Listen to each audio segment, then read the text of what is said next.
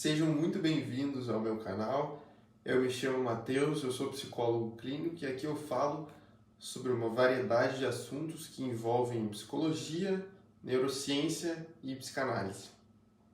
Hoje eu vou falar sobre dependência química e sobre dependência emocional. Existe uma correlação entre essas duas formas de dependência? Bom, vamos direto ao vídeo. Ambas as formas de dependência envolvem sistemas cerebrais comuns, sobretudo o sistema de recompensa dopaminérgico, que inclui estruturas como o núcleo accumbens, a área tegmental ventral e também o córtex pré-frontal. Primeiro, vamos falar sobre esse sistema de recompensas. Então, substâncias como álcool, como nicotina, como cocaína, como opioides, ativam intensamente o sistema de recompensa, liberando grandes quantidades de dopamina, o que reforça o comportamento de uso dessas substâncias.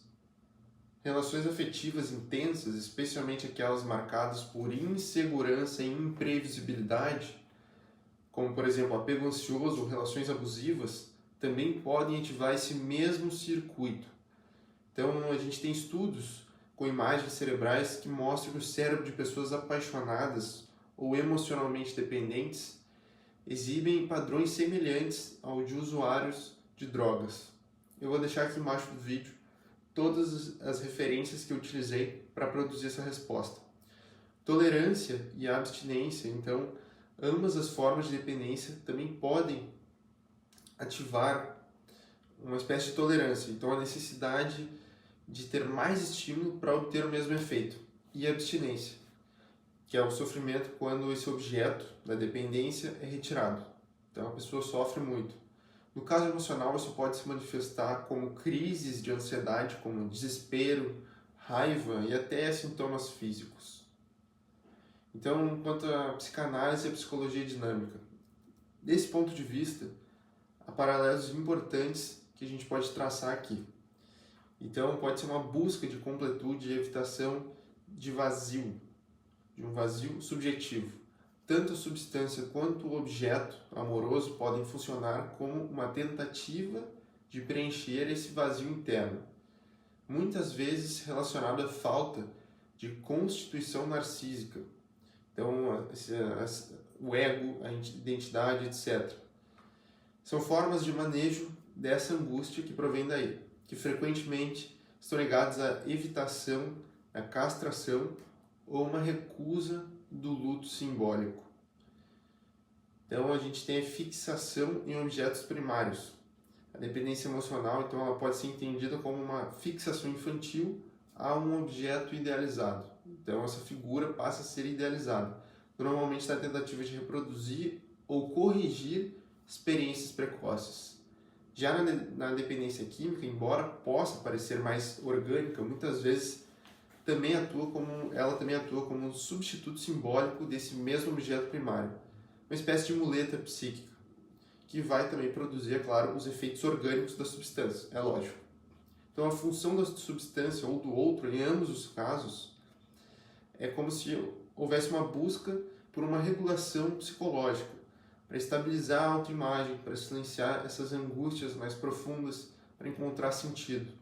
A substância ou o parceiro tornam-se um apoio narcísico externo, essa muleta, ou seja, uma extensão do eu, que ajuda a manter o sentimento de coesão psicológica psíquica. Então a gente tem evidências científicas, por exemplo, que mostram que o estresse emocional é um dos fatores principais dos gatilhos para recaídas em dependentes químicos, sugerindo então que de fato existe uma relação entre vínculo afetivo e uso de substância. Então é quase como uma relação bidirecional. Também a gente tem outras pesquisas que mostram que o cérebro dependente busca continuamente estímulos para evitar o desconforto. Então há uma baixa tolerância à frustração, que também pode ser aplicado ao comportamento em relações de dependência emocional. Então a gente tem também outros estudos que mostraram que pacientes com transtornos de personalidade do tipo borderline, onde a dependência emocional é muito marcante, tem maiores taxas de abuso de substâncias, sugerindo uma sobreposição desses mecanismos regulatórios. Para concluir, então, sim, existe uma relação entre dependência de substância e dependência emocional, sobretudo em termos de funcionamento neurobiológico e dinâmica psíquica. Ambas são formas de tentativa de regulação de estados internos intoleráveis e podem compartilhar, sim, raízes em experiências precoces de desamparo, de insegurança e falhas no cuidado.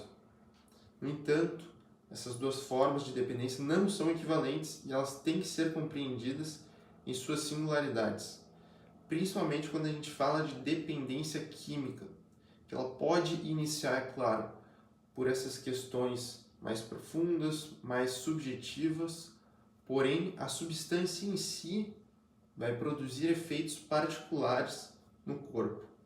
E, de novo, isso deve ser estudado em particular em cada caso.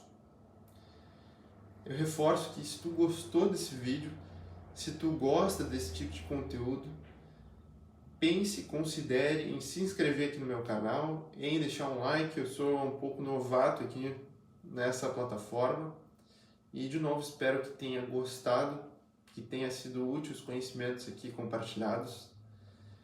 E deixa aqui embaixo nos comentários sugestão de temas. Se tu quiser me seguir nas minhas redes vizinhas também, eu tenho perfil em várias outras redes. Eu vou deixar aqui embaixo o meu perfil dessas outras redes aqui na descrição, tá bem? Então, muito obrigado pela tua atenção. Até a próxima.